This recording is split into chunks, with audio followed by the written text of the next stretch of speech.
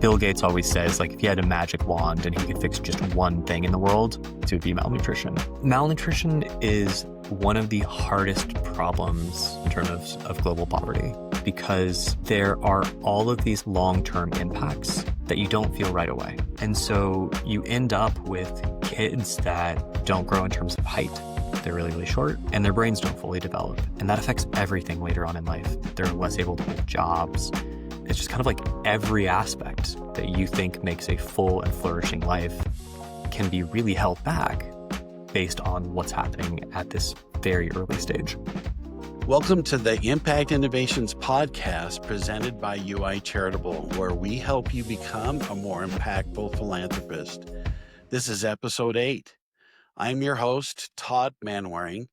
You just heard a short clip from our conversation where Curt Bowen, co-founder and executive director of the nonprofit Semilla Nueva, explains how they're tackling chronic malnutrition with a surprisingly simple yet powerful solution. Instead of trying to change what people do, Semilla Nueva builds on what people already do, tweaking it slightly. And the results are incredible. Later, after the interview, we will dive into how you can support Semilla Nueva. And stick around to the end. We'll wrap up with a question about randomized controlled trials, or RCTs, from one of our listeners that you won't want to miss. We're excited, Curt, to have you here with us and helping us understand the incredible impacts that you're having with your organization. Thank you so much, Todd. It's a huge pleasure to be here. Tell us, to start off, tell us a bit about your story. You've been working on this for quite some time. Your connection to Guatemala and other areas, some of the connection to malnutrition. Give us a bit of perspective of why you got involved and how Semilla Nueva moved into this malnutrition perspective. Yeah, I mean, I think the easiest place to start is, in terms of who I am and where I came from is definitely a little bit about my parents. My mom was a bit of an activist and a youth educator in the Catholic Church, and my dad did a lot of work in tech startups. And I think I ended up kind of getting both pieces. Like, on one hand, this mindset towards like, how do I build something new that hasn't been around before that can like disrupt things and create new things? When I would like hang out with my dad on weekends when he was like working weekends in startup land. And my mom was like hyper focused in on like, how do we make the world a better place? How do we take care of the people who, our faith asked us to take care of? And it was the kind of the combination of those two things that I think left me being susceptible to stumbling onto that kind of need, and then Right. wanting to do something about it. And so I ended up going to Central America for the first time in college, after my freshman year, and went down to build a house with a friend. And I think it's one thing to read about those things. It's another thing to be like walking through rural villages and just being so blown away by how different people's lives were. Right. I think like anybody who grows up in the Rocky Mountain West, there's a little bit of a bootstrappy kind of mentality of, you can always make your own way and like the world's always full of opportunities and it's up to you to go make it happen. And I think when you end up in a place like rural Guatemala or rural Honduras, you can see that, a lot of possibilities that we take for granted just aren't available to a lot of people. And, Right. and yeah, I think it opened up this calling for me to be like, how do I make sure that, no matter where somebody is born, they have a chance at like a really, really good life. Yeah, that And can be so transformational, seeing how other people live, what that looks like, and like you say, in some ways feeling like, oh my gosh, how blessed I am, but I should be sharing, I should be participating. I love how you mentioned, heeding that call of faith. That's an interesting perspective, and the tie to your father, the startup that obviously you've been involved in here and for quite some time.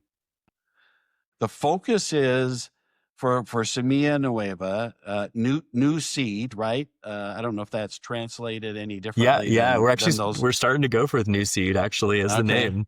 all right. Yeah. Help me understand that perspective of a mother and child. I saw that repeatedly on your website. Trying to help mothers and children. Give me that perspective of what malnutrition looks like and how it changes with the seeds that you're producing and that they're adding into their food intake. What does that look like? Yeah. So malnutrition is one of the hardest problems, if not the hardest problem in terms of global poverty. Bill Gates always says, like, if he had a magic wand and he could fix just one thing in the world, because it's been so hard for him to try to fix, it would be malnutrition. And the reason it's so hard is because there are all of these kind of unintuitive long-term impacts that you don't feel right away. Hmm. So if you are a Guatemalan mother and you have your infant, you're going to be culturally raised to like feed them little bits of corn tortillas and corn tamale. And like, that's just what culture has been doing for thousands of years.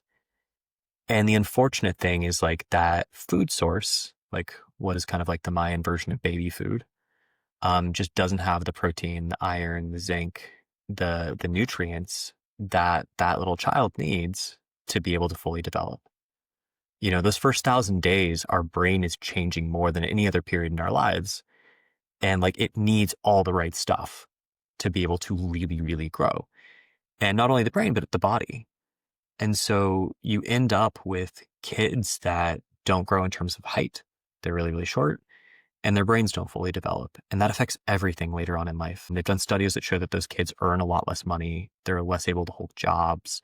It's just kind of like every aspect that you think makes a full and flourishing life can be really held back based on what's happening at this very early stage. And it's not obvious, right? Like if you're working on helping people be less poor, you can see that tangibly and people want it tangibly. But being able to think about how do I make sure that this kid has what it needs so that it's going to live a good life 30 years from now, 50 years from now, et cetera, it's a lot more invisible. And I think that's one of the things that draws me to the field is looking at kind of like the most neglected causes, the most hard to fix problems, because there are some really extreme cases. Like there's kids who are so malnourished that they have deformed bodies and, you know, they die and they're way more likely to get diarrhea. All of that's true as well. But there's this whole other element of caring about the long-term life of just tens and hundreds of millions of children. And like, how do we actually make a difference at this super, super big scale? That makes so much sense. And I think one of the things that really caught with what Semilla Nueva is doing was this idea that we've been trying to work on nutrition for so many years, for decades, with people around the Yes. globe. And it's difficult, no matter what the intervention is, it's difficult to get people to change behaviors. And so one of the things that I've heard from you is it's mentioning the idea of, just like you said, well, this woman, she learned for all her life and for years before culturally, this is what I'm going to feed my child. And so instead, trying to figure out a way to have the grains that she's using to be more nutritious, to have more protein, to have more iron, like you're mentioning, zinc, and these other kinds of things. Tell us about that perspective and how that switch came about, I guess, with Semilla Nueva and how you saw things. Yeah, absolutely. I mean, so Guatemala has the fifth highest rate of malnutrition in the world, which is striking. Like you'd imagine this is like something that exists in like the worst parts of Africa, and it does, but it also is in Guatemala, Just you know, a because country it's so that's, lush and you imagine people would have ample food. Is that what you're kind of driving yeah, I at? mean, it's just hard to think that like a country that is like, it's like Mexico's Mexico. It's like right below Mexico. It's like, you know, one of the number Hmm. one sources of immigrants to the United States. It's like, it's a country we're so connected to.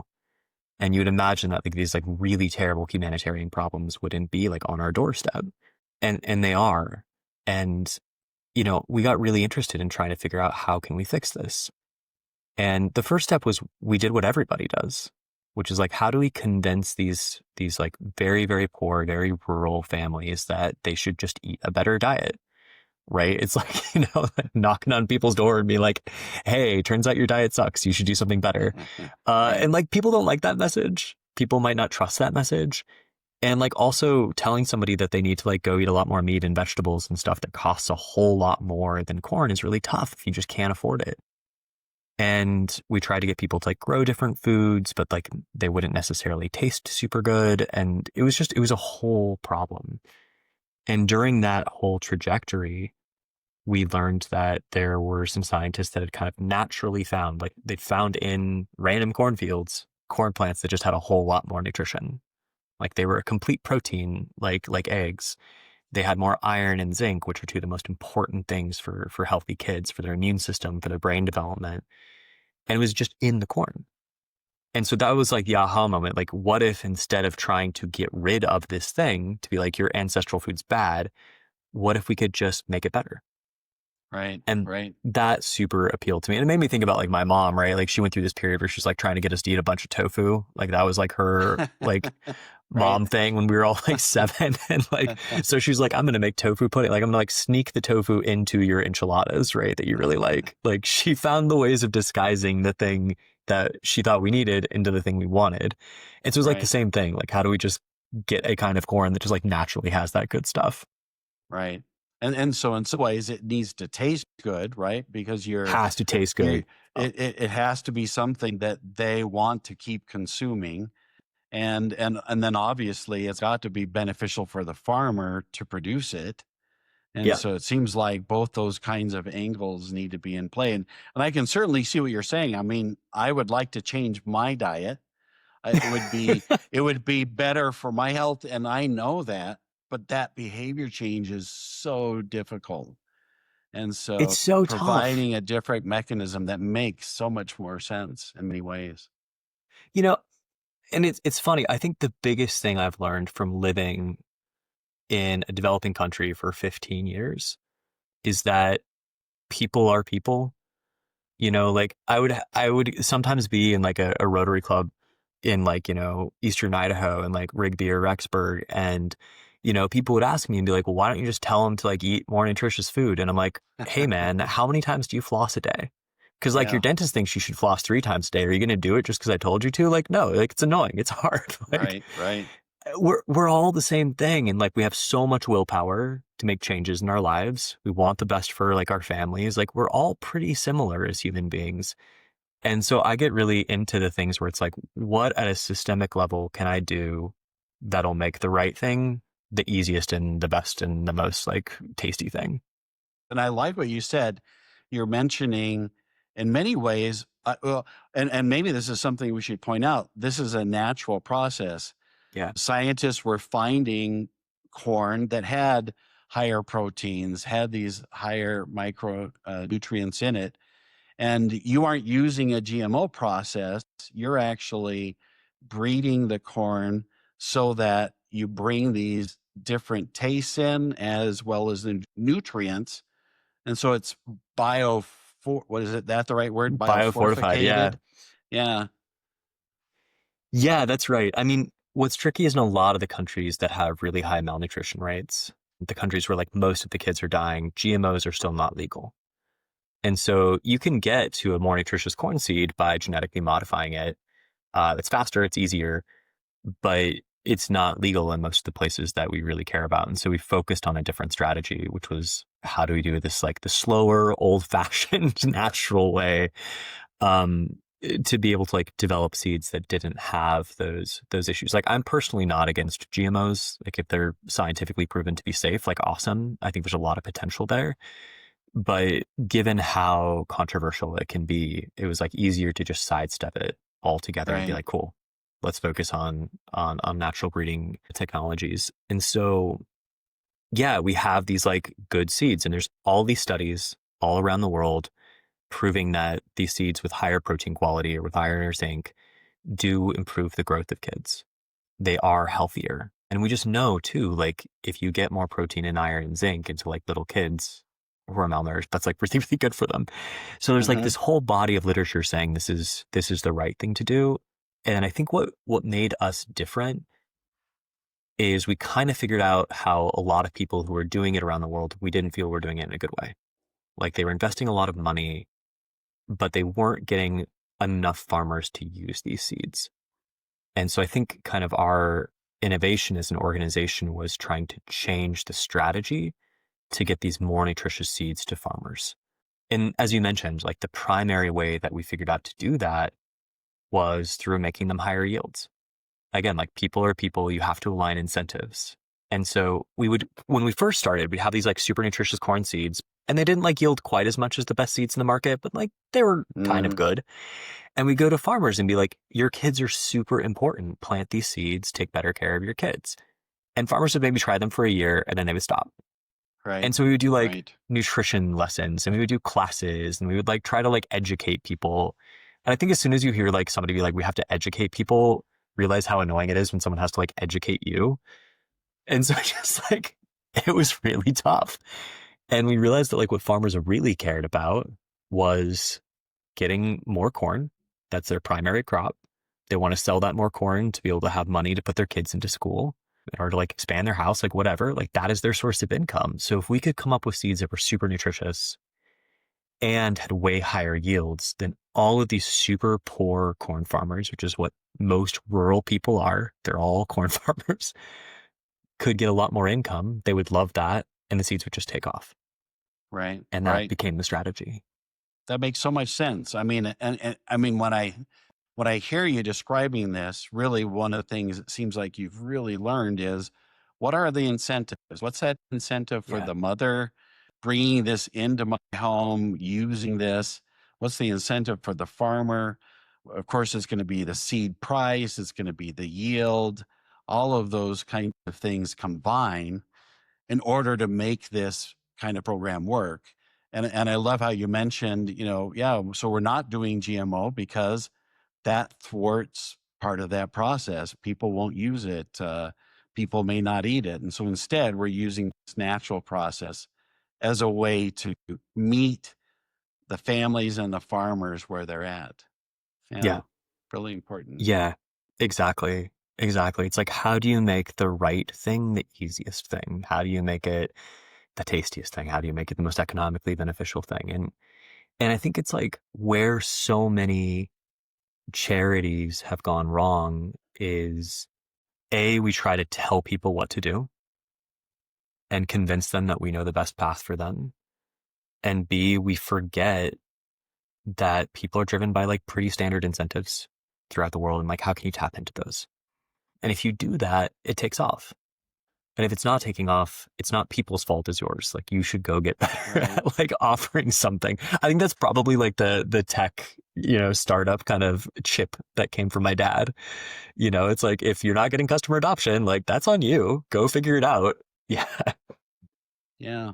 Yeah. No, that is interesting because I think you're right. I think a lot of people are trying in many ways, sometimes forcing a bit too much instead of really understanding the problem. Here, as a professor previous to being at UI Charitable, one of the things I recognize working with a lot of charities is they didn't really deeply understand the problem.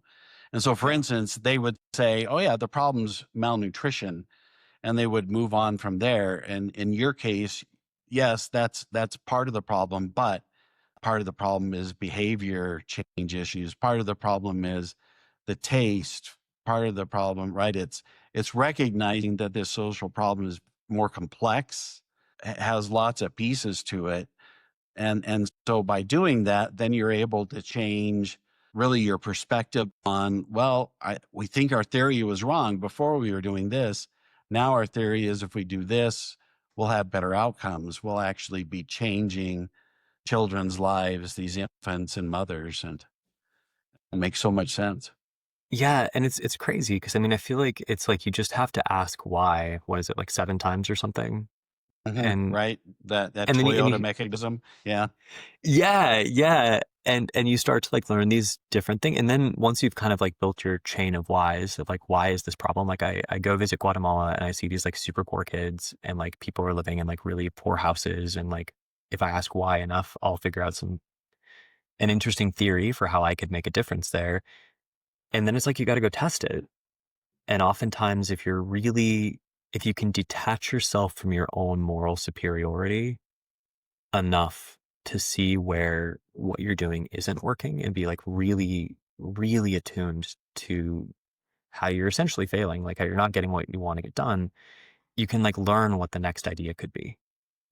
And I think that there's something really beautiful about that process because, I think a lot of us who work in the social world can have really big egos.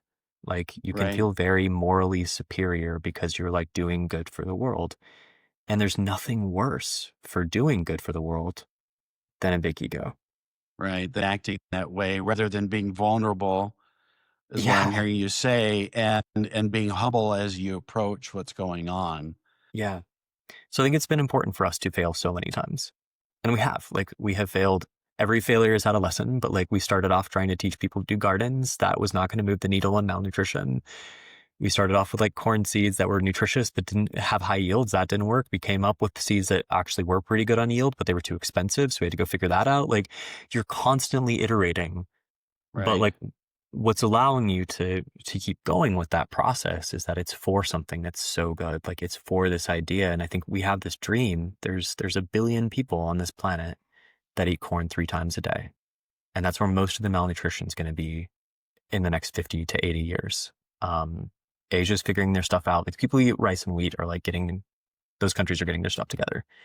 And it's Right. like super poor people in Africa and places like Guatemala eating corn. This is where this crisis of like kids dying of diarrheal disease is going to be.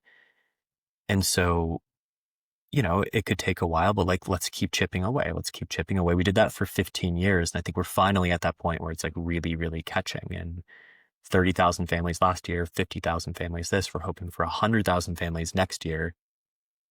This year, I'm hoping we'll feed about 2 million people. That's how much corn will get produced by those families. And hopefully we'll hit 3 or 4 million next year. So like it's finally catching, but it Right. just took so long of like trying and learning. And getting to that point. I noticed that in some of your places on your website, I also noticed in some of your LinkedIn posts, you talk about really a 10-year plan goal of reaching 100 million people.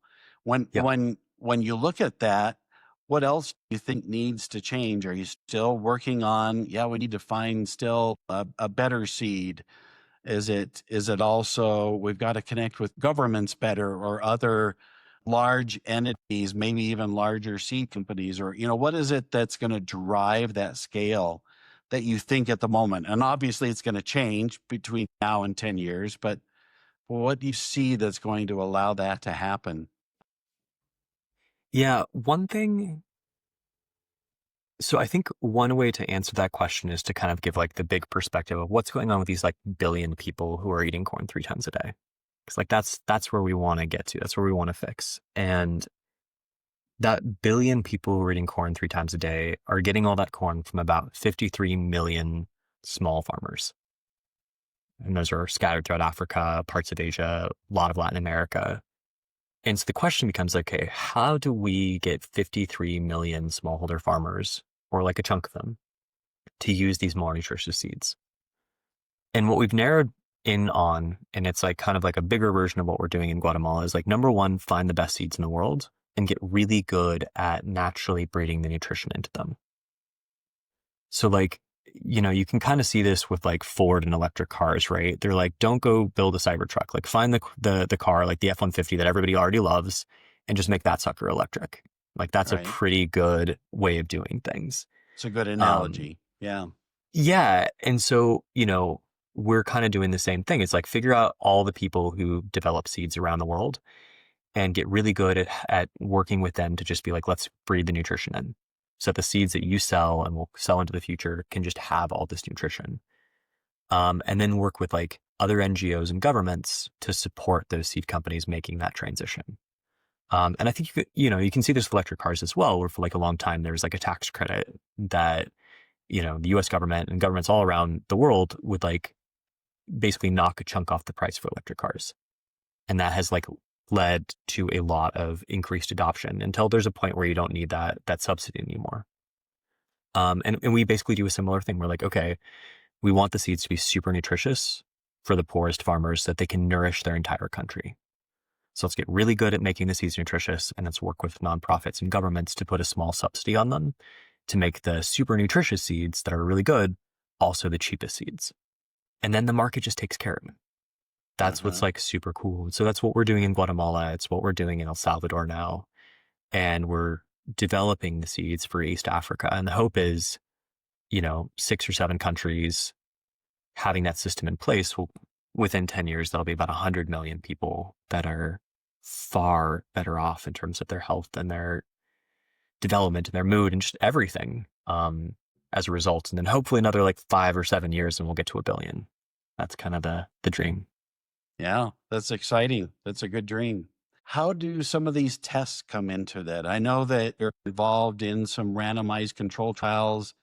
You've obviously been testing taste and, testing perspectives with people. What does that look like? To me, it sounds like maybe this is something you're constantly doing. You're constantly testing this with a farmer. You're testing this with the consumer, and you're also saying, oh, and let's understand scientifically, is this really changing malnutrition, stunting, different kinds of things?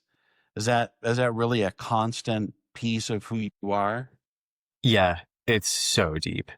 It is so insanely. I mean, I think it's like why, when I first went to Guatemala and I was like 21 to start the organization, like I thought I was all about like environmental, like everything should be organic. And like, I came in like very like lefty on a lot of stuff. And I started we started at the very beginning measuring how does this technology impact farmers? And realized like a lot of our organic stuff was making the farmers poorer. So we stopped it. Like within a year, we're like, this is a terrible plan. Let's do something different. But it's because you measure. If you don't measure, you can't know. And there's something that like data makes us accountable to, which again, I think helps for like pushing the ego aside. It's not like this technique or this particular seed is me. And if it fails, it's like, I am a failure. You're like, no, like we tried a thing. We'll learn if it fails, we'll do something better. And you just iterate and iterate and iterate. And so, yeah, I think we launch new seeds like every year or two, and we are testing everything about them all the time. Like we find over 100 farmers who planted our seed and their normal seed, like right next to each other on the same field and like the same inputs, same fertilizer, and we'll harvest both. And so we have like on an annual basis, this idea of like how much higher or lower yielding are our seeds than all the major seeds in the market, or like the, heirloom old seeds farmers are using. Like we have that data. And that helps guide us for like, what is the next seed we're going to launch? And it helps us quantify for our donors, how much extra money are we making farmers?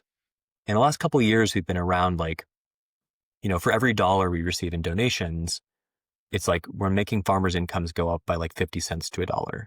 So we're like pretty close. We're hoping that next year we finally break over that. We're like, even if you're ignoring nutrition, our seeds, it's still better for you to give our NGO money to go work with farmers than if you just directly donated the money to the farmer.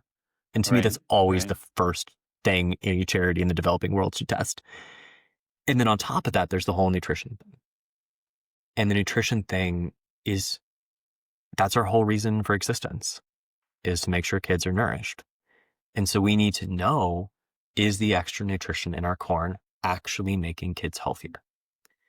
And there's a whole bunch of scientific ways of doing that.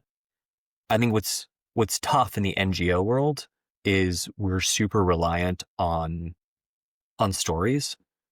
And so like I could tell you a story about one kid who ate the corn and then they started like acing their tests in school and now they're like super successful and Harvard gave them a scholarship, but I would have to put a little asterisk at the bottom of that story. Like, results not typical, like results may vary. Like, and that's the thing I don't want to do. Like, I don't like doing that. I want to use the data to understand what's happening,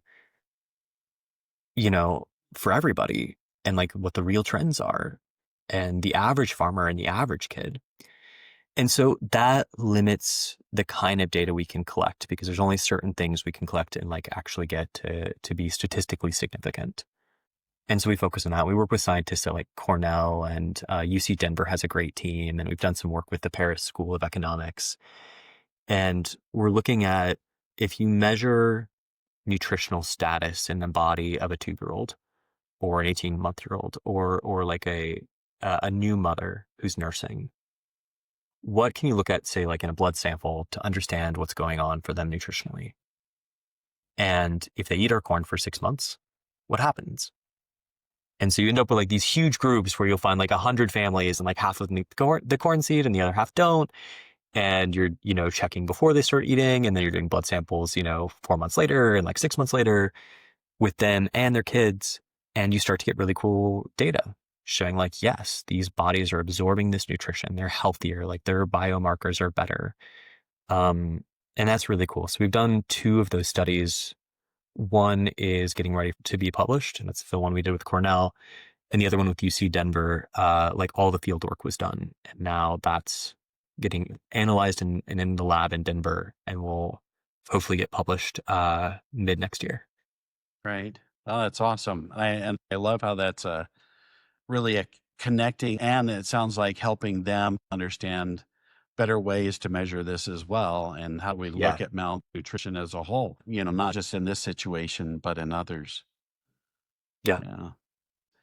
Yeah. It's interesting just hearing you talk about this. You're our poster child for what we try to talk to our donors about.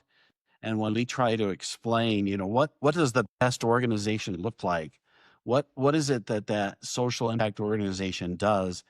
And for us, we're very cognizant on 3 things. One, that organization really takes the time to understand what the real problems are, and continues to do that forever. They never stop because they're constantly learning. And you've mentioned that.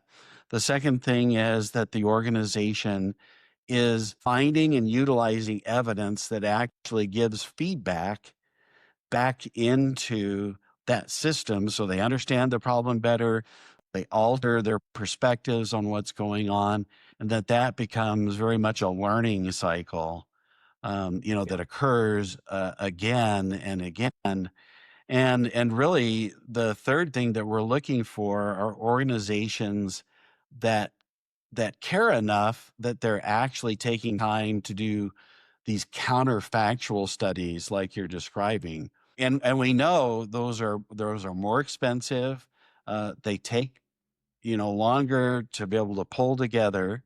But on the other hand, without that, you don't quite know exactly what's happening. And I like how you mentioned, yeah, we're really interested in this for the average family, because with every intervention, you're going to get some people whose health in this case really increases, others who their increase is maybe not as much, and others where it might even be hurting in some way. But your goal is, let's get more people into that healthy side, Yeah. and really changing that whole perspective. And this is a mantra that we continually talk about, is this is what makes a great organization, is that humility, that willingness to continue to strive for even having greater impact. I love how you've described the story perspective of what you're up to.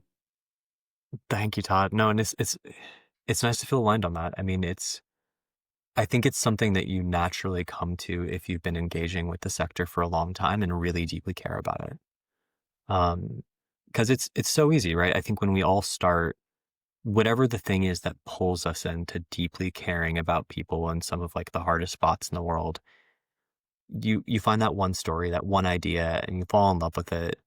And anything that challenges it, you're kind of like not happy with. And it takes a lot of time before you can disconnect from a specific tactic or strategy or story in order to like always go back to that bigger picture.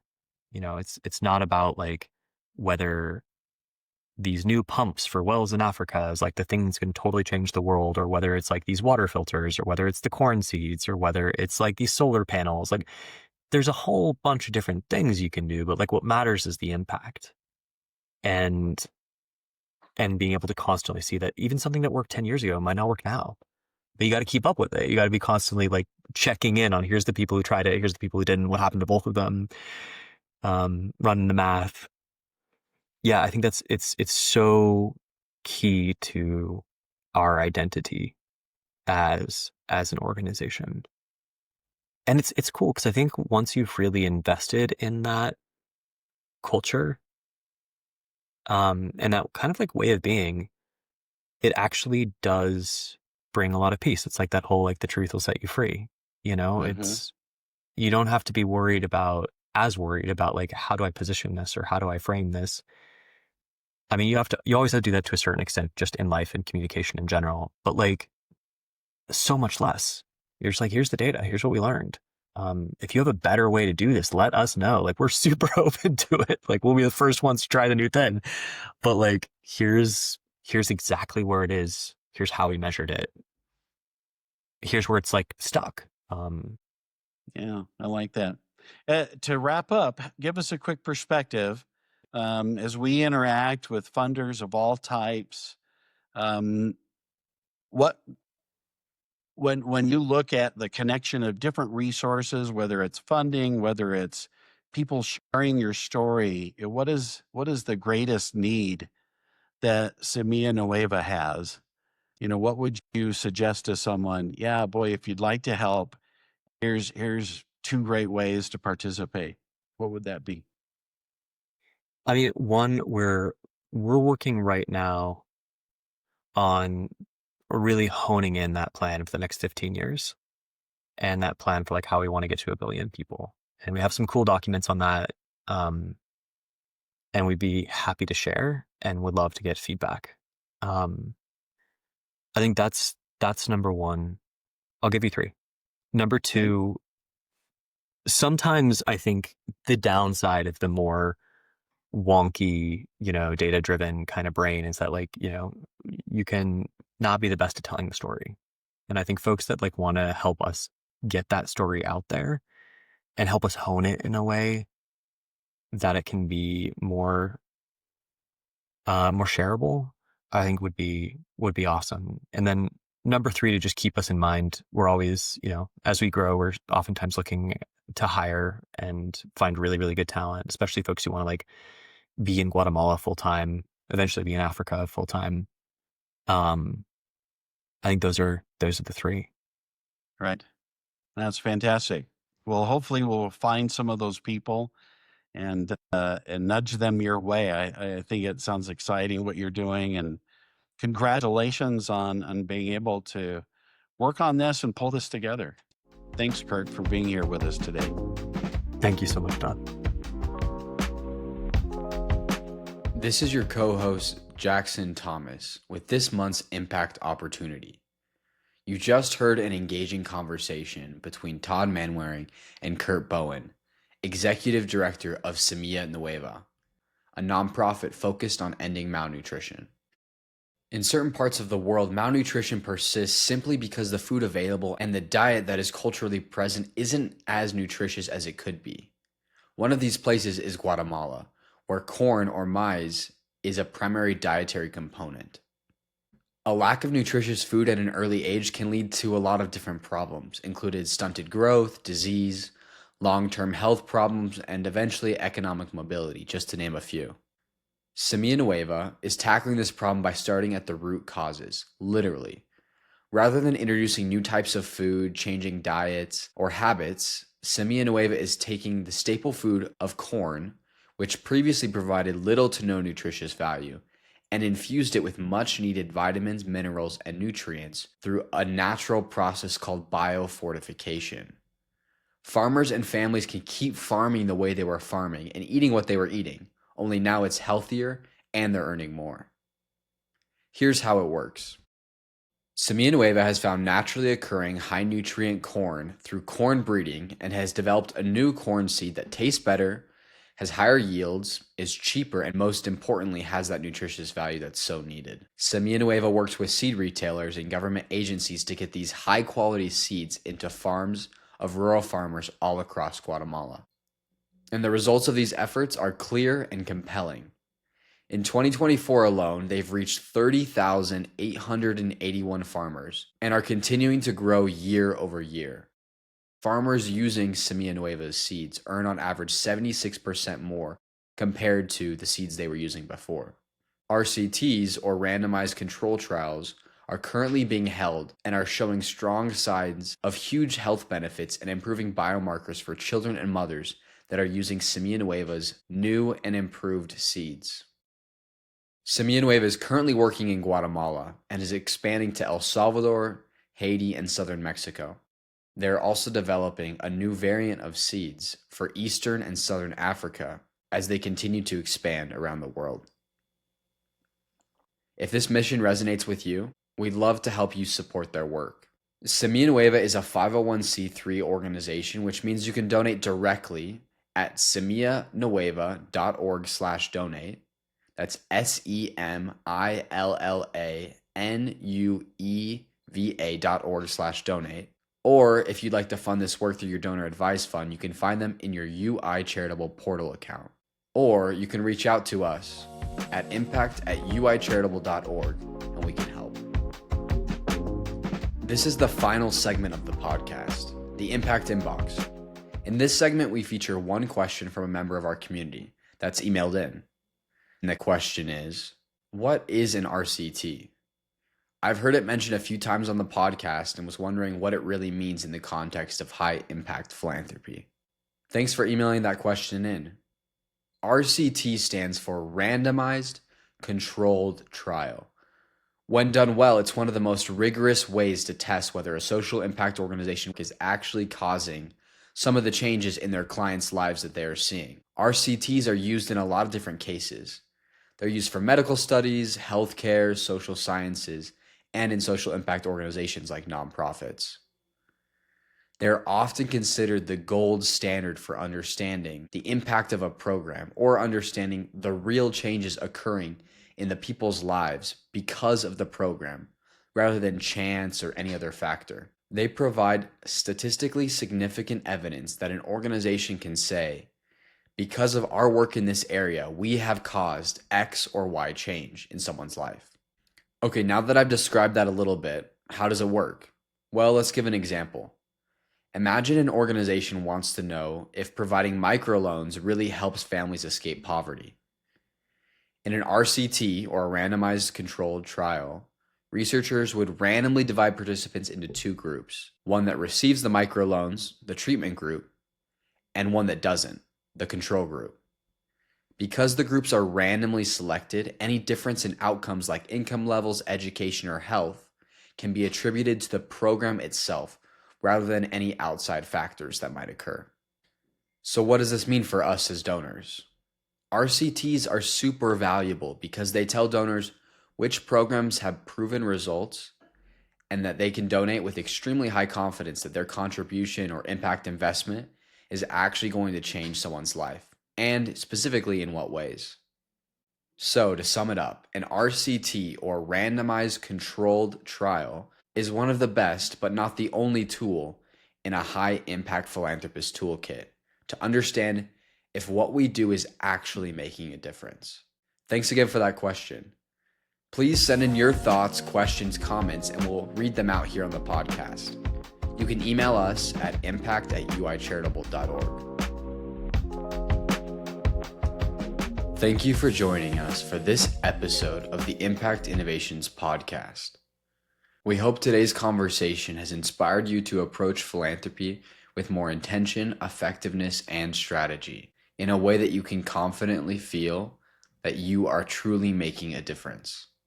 Please subscribe and leave a review on Apple Podcasts and Spotify, and share this episode with people you think might be interested.